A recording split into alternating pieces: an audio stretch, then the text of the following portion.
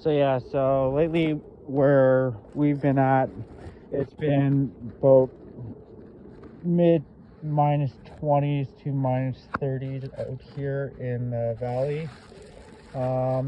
Yeah, so today I actually got around to doing a septic in the gray water, and I was shocked to find that I'd almost frozen solid.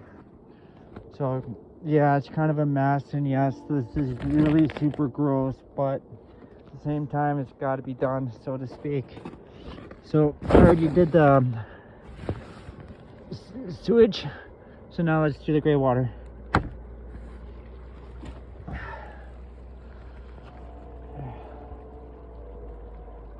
This is the one part you really want to pay attention to, because if you don't get all the liquids out of this and it freezes, you're not going to be able to use this. So as you can see, I've been playing around with this all freaking day. Trust me, if your gray water fills up and your septic fills up, you're in for a world of trouble. Yeah, doesn't matter if you're on a brand new unit or an older unit like ours. If one of these things freezes and blows up, nothing but a serious expense. But good to know that. Oh fuck, that is nice. Yeah. So much so it fucking, yeah. Oh wow, hey, this is super cool. So yeah, so hey, well, I'm just gonna leave this here for now. Then I'm gonna kind of be doing a few other things at the same time while the sun is out, before the sun actually sets, because that's when it starts to get super. Ooh, okay. All right.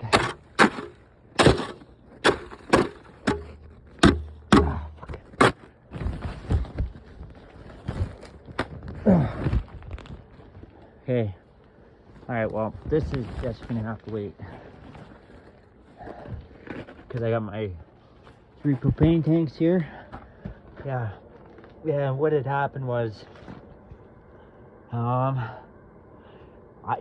when I pulled this in here, I knocked that out down there, so that was all wide open. I thought nothing of it, because normally when I do my tanks, I have no problems with it, and that's only a little heater right there. And I've had this on since, and as you can tell, I haven't touched anything on it. I just moved it over because this Honeywell thing is a 360, so basically it just goes up and goes all the way around.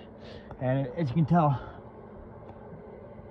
I put it right underneath the tanks, so there's no way of it freezing.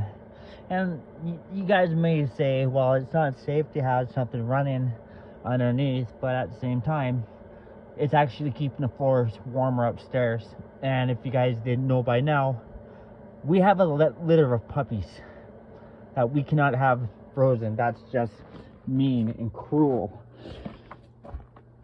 And then with our generator, this guy right here, surprisingly, yeah, so with this tarp here, it's actually frozen.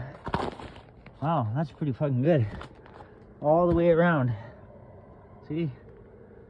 Yeah. And it is warm in here, believe it or not. As you can tell, yeah. So basically, your generator, especially in the wintertime, when you're not using it, or if you're not allowed to use it, run it for at least 10 minutes a month. Basically just to keep everything liquefied on the inside. Try to keep your generator in the warmth, of course, but don't let the elements get on it, because what will happen is that's when everything goes to shit with these. And with me, I spent a lot of money on this as well.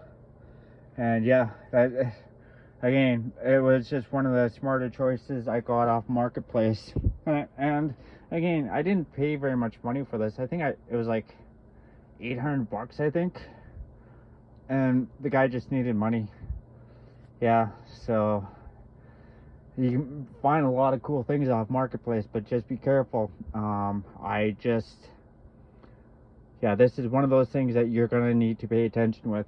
Batteries and a generator. That's about it.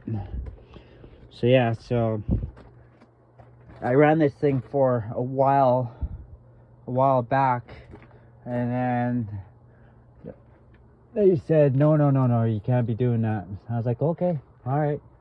So anyway, when you're RVing, make sure you got 30-pound propane tanks, you got a really good generator with a really good battery, and this one here is not good. But anyway, yeah, like when it freezes, guys, there is no coming back from it. Buddy of mine, his power went out in his camper. Yeah, so that's what I thought. Yeah, I actually wanted to come in here anyway just to check this out. This right here is where we sleep, and there's no insulation here. So I think what I'm going to do is take this off. As you can see, all this here is going to come off, and when I pull this board out, that's going to open up all this. And then what I've seen others do is they insulated this. Oh geez, didn't see this coming. But yeah, this all has to be redone anyway. So yeah, but anyway, yeah, just what we have for storage in here. And yeah, it's got to be warm underneath, preferably above 0 or around 0. And then yeah, you won't have any worries. And again, this is a 1-packers. I cannot say enough good stuff about this product. Like, yeah, it's a tarp, but at the same time, like, I'm a scientist, and to me this is a win-win situation right here. And as you can tell, it's right there, and that right there is not being weatherized either. Like, because it's so rusted, that's where a lot of the issues are. As you can see, that's not very good. Like when you put that into a hitch, that's not very good. I know that for a fact.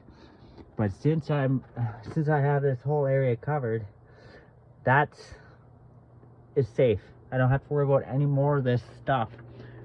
And of course, yeah, tank is still good.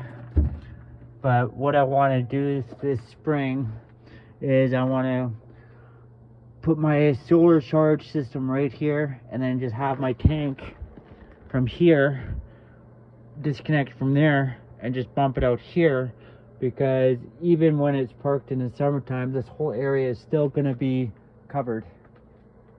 So I won't have to worry about the tanks exploding or being damaged with the weather. Like too much rain, too much anything really will destroy a tank. So generally, like, and the worst part is, in the wintertime, your propane tank will actually get so cold that your propane will not be usable. That's the other thing. So by the propane being stored in here, you know, I don't have any issues. This is what I love about having a fifth wheel. It's a beautiful thing. So anyway, wife is back, and I can't pull this out. So yeah, I got a beer. Wife brought me home a beer. So yeah, so that's what it looks like underneath. All right, be safe.